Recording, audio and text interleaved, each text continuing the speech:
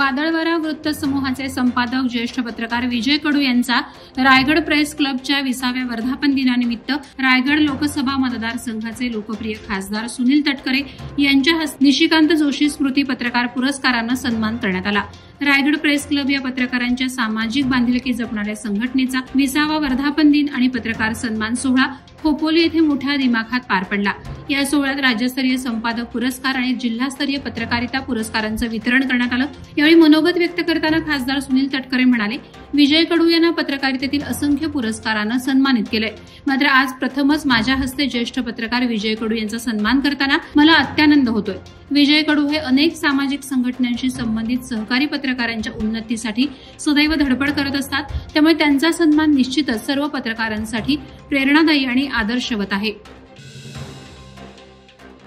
केंद्रीय अर्थमंत्री निर्मला सीतारामन यांनी सादर केलेला अर्थसंकल्प विकसित भारताच्या दिशेने जाणारा मार्ग अधिक प्रशस्त करणार आहे। सर्वसामान्य मध्यमवर्गीयांची बचत वाढणार असून देशाच्या विकासाला चालना मिळणार आहे। 140 कोटी भारतीयांच्या आशा आकांक्षा पूर्ण करणारा हा अर्थसंकल्प असून विकसित भारताचं ध्येय सामान्य नागरिकच पुढे नेतील असा विश्वास पनवेल येथे झालेल्या पत्रकार परिषदेत कोकण पदवीधर मतदारसंघ आमदार निरंजन डावखरे यांनी व्यक्त केला।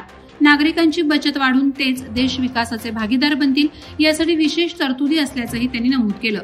हा अर्थसंकल्प मध्यमवर्गीयांना सशक्त करणारा असून तरुणांना रोजगार देणारा असल्याचा विश्वास त्यांनी व्यक्त केला। उरण चारफाटा परिसरात बेकायदा फेरीवाल्यांचा सुळसुळाट झालाय। पदपथांवर फेरीवाल्यांनी अतिक्रमण केल्यामुळे नागरिकांना त्रास होतोय। काही ठिकाणी चौकात खाद्यपदार्थ विकणाऱ्या गाड्या दिसतात, त्याकडे सिडकोचं अतिक्रमण अधिकारी आर्थिक लागेबांधे असल्याने कानाडोळा करीत असल्याचा आरोप केला जातोय। मासळी बाजारात आणि रस्ता ओलांडणं धोकादायक झालंय, त्यात बेकायदा फेरीवाल्यांनी या परिस्थितीत आणखी भर घातली। सिडकोच्या अतिक्रमण विरोधी वर्षातून एकदा कारवाई होत असल्यामुळे बेकायदा फेरीवाल्यांची संख्या दिवसेंदिवस वाढते आहे। पेण तालुक्यातील वडखळ पोलीस ठाणे हद्दीत मध्यरात्री 2 वाजण्याच्या सुमारास वाशी गावात सशस्त्र दरोडा पडला। वाशीतील घर नंबर A62 जगदंबवाडी या घरात कोणीही नसताना अज्ञात चोरट्यांनी डाका टाकला। बंद घराच्या समोरील दरवाजा चोरट्यानं शस्त्रांच्या सहाय्यानं उघडून आतमध्ये घरात प्रवेश केला। त्यानंतर घरातील बंद कपाटाचं लॉक तोडून एकूण 1,34,000 रुपये किमतीचे सोन्याचे दागिने चोरी करून पोबारा केला। हा चोरटा तिथेच असलेल्या सीसीटीव्ही कॅमेऱ्यात कैद झालाय। याबाबत वडखळ पोलीस ठाण्यात गुन्हा दाखल करण्यात आला असून अधिक तपास सहाय्यक पोलीस निरीक्षक विजय जाधव करत आहेत। या घटनेमुळे वाशी परिसरात चोरट्यांची भीती निर्माण झाली असून या चोरट्याला लवकरात लवकर जेलबंद करण्याची मागणी होत आहे। उरण नगरपालिका हद्दीतील गिरिराज सोसायटीची इमारत धोकादायक झाली। इमारतीसंदर्भात नगरपालिकेने आदेश देऊन इमारत खाली करण्यास सांगितलं होतं। याबाबत नगरपालिकेने नोटीस दिल्यानंतर रहिवासी खाली झाले, परंतु भाडेतत्वावर असलेल्या पोस्ट कार्यालयाला वारंवार नोटीस देऊनही वरिष्ठ अधिकाऱ्यांच्या मनमानी कारभारामुळे कार्यालयातील कर्मचारी जीवावर उदार होऊन काम करतायत। तरी नगरपालिकेने ही धोकादायक इमारत तातडीनं जमीनदोस्त करण्याची मागणी जनतेकडून केली जाते। नागरिकांना आता नगरपालिका प्रशासनाच्या कारवाईची प्रतीक्षा आहे। मुंबई पुणे एक्सप्रेस वेवर एका चालत्या ब्रेकफेल कंटेनरमधून चालकानं उडी मारल्याने कंटेनरच्या मागच्या टायरखाली येऊन चालकाचा मृत्यू झालाय। बोरघाटात कंटेनर ब्रेकफेल झाल्याने चालकाचं कंटेनरवरील नियंत्रण सुटल्यानं त्याने क्लीनर साईडने बाहेर उडी मारली, मात्र चालक कंटेनरच्या मागच्या चाकाखाली येऊन चिरडल्याने तो गंभीर जखमी होऊन त्याचा मृत्यू झाला। कंटेनर पुढे जाऊन सुरक्षा कठड्याला धडकल्यानं अपघात झाला। कंटेनर चालकाची ओळख अद्याप पटली नसून त्याचा मृतदेह खोपोली नगरपालिकेच्या रुग्णालयात पाठवण्यात आला असून पुढील तपास सुरू आहे।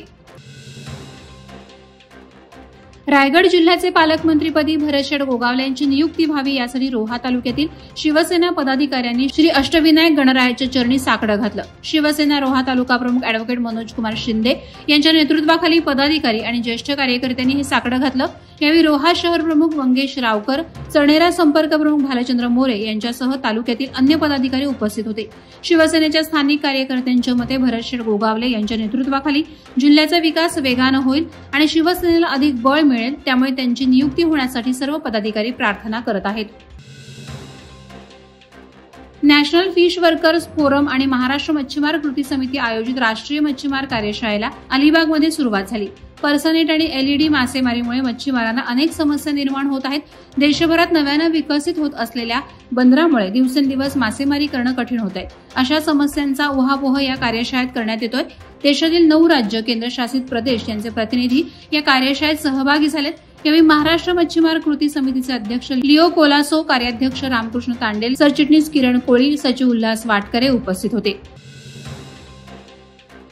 अलिबागमधील क्रीडा भुवन मैदानावर कुबेर 11 आयोजित माजी आमदार मनुशेठ ठाकूर स्मृती चषक ही भव्य नाईट टेनिस क्रिकेट स्पर्धा संपन्न झाली. स्पर्धेत किहीम सरपंच पिंट्या गायकवाड पुरस्कृत, राजा गायकवाड शिवछत्रपती शिवाजी महाराज क्रीडा मंडळ किहीम यांनी अटीतटीच्या लढतीत द्वितीय क्रमांक पटकावला. याबद्दल सर्व स्तरातून खेळाडूंचं अभिनंदन केलं जात आहे. स्पर्धेतील उत्कृष्ट गोलंदाज किहीम या संघाचा शुभम म्हात्रे, उत्कृष्ट फलंदाज खंडाळे संघाचा पप्या पाटील, मालिकावीर आरिफ 11 संघाचा आयुब शेख यांना आकर्षक पारितोषिक देऊन त्यांचा मान्यवरांच्या हस्ते गौरव करण्यात आला. उरण तहसील कार्यालयाच्या लेखी सुमारे 35हून अधिक कंटेनर यार्ड अनधिकृत आहेत. मात्र या सर्वच अनधिकृत कंटेनर यार्डना नियमित वीज पुरवठा आणि पाणी पुरवठा केला जात असून नळ आणि वीज जोडणीसाठीचे ना हरकत दाखले त्या ग्रामपंचायतींनी अगदी बिनबोभाटपणे अर्थपूर्ण व्यवहार करून दिले असल्याची माहिती सूत्रांकडून सांगण्यात येत आहे. उरण तालुका हा शासकीय अधिकारी वर्गाला सोन्याची अंडी देणारी कोंबडी म्हणून ओळखला जातो. तालुक्यात विविध खात्यांचे अधिकारी सर्वसामान्य जनतेच्या समस्यांचं निराकरण न करता धनदांडग्यांच्या चौकटीत आपला कारभार चालवण्यात धन्यता मानताना दिसत असल्याचं नागरिक सांगत आहेत. वादळवारा लाईव्हसाठी न्यूज ब्युरो, रायगड. नवी मुंबई व रायगड जिल्ह्यातील ताज्या बातम्या आणि घडामोडींसाठी सबस्क्राईब करा वादळवारा लाईव्ह चॅनल आणि दाबा बेल आयकॉन.